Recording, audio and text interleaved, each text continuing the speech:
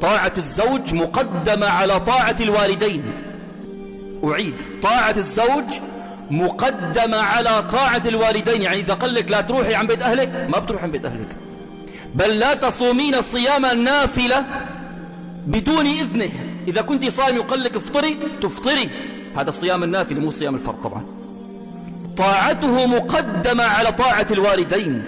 قال رسول الله صلى الله عليه وسلم: إذا صلت المرأة خمسها وصامت شهرها شهر رمضان وحفظت فرجها وأطاعت زوجها كان لها عند ربها مكانة عالية عظيمة، فيرضى عنها ويخيرها يوم القيامة أن تدخل من أي أبواب الجنة شاءت.